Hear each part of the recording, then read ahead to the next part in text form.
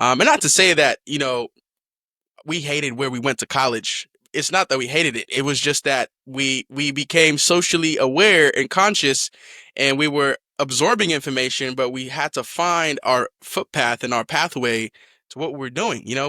We started seeing our story reflected by our peers, and then we was like, okay, we're walking us along the same rope together, so okay, we can do this together. So it takes a collective effort sometimes, instead of you just feeling like you're all by yourself. And shout out to Lambda Kappa chapter, Blue Phi all day at UC Davis.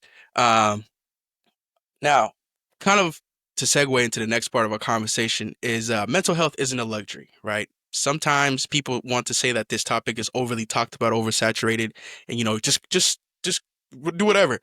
Nah, man, that's why there's a whole field and a whole science called psychology. That's why it exists. It tells you how the brain works and how these chemicals are affecting your body and blah, blah, blah, all those things. So mental health isn't some extra thing. It's essential. But in a lot of our communities, it's still taboo to even say, I'm struggling. You know, one thing I definitely have had to, I used to always be so scared to ask for help. Like I didn't care. Even if I needed $1, I was like, I'm gonna go find a way to get it. I didn't care. But I realized closed mouths don't get fed. If you don't speak up for yourself, don't advocate for yourself, you can't get to where you want to get to. That's why these things exist in our current society.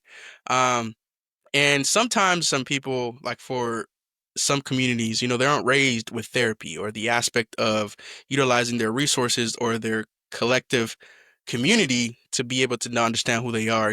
Sometimes they're raised with just tough it out. Just tough it out. And for example, I'm a WWE fan, right? And sometimes some characters in WWE, they are told, just go out there. If the audience reacts, the audience reacts. They don't react, just keep doing what you're supposed to doing.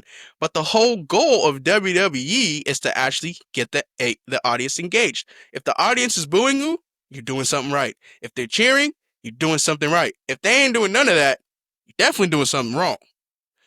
Now, I say that because it's very important to understand that mental health isn't a luxury. Your thoughts in your own brain, my thoughts in my own brain sometimes, I find myself spiraling down through those thoughts, and I'm like, I need to get these thoughts out of my head to kind of see where I'm going with this. And that's where things like talk therapy comes in, cognitive behavior therapy comes in, or just finding a hobby that gets you distracted and gets you kind of reflect and kind of, what do they call it? Rejuvenate yourself, right? And it ties back to what this series is about. It's the aspect of roots of resilience. You got to go back to your roots of what is making you resilient as an individual, because just toughing it out sometimes ain't going to make it, man. And I've definitely experienced that myself, to where I keep telling myself, just tough it out. Sometimes it work. Keyword, sometimes. That's the key. Sometimes it works, but you don't always want to be on sometimes. You always want to give yourself, your body, your mind, and your soul some level of clarity and kind of what you are trying to do. That's why, you know, our previous part of our conversation started off with the question, who am I really? Because that all starts up here, and what goes on up here translates down into, everything else that goes on. What is it? What's that thing in anime and Naruto, chakra? Your chakra. But we ain't gonna get into that right now. But We ain't even gonna get into anyway, it. anyways, but yeah, that's kind of what I wanted to say on that, Gabe. Pass it on to you on this kind of this part of the conversation, man.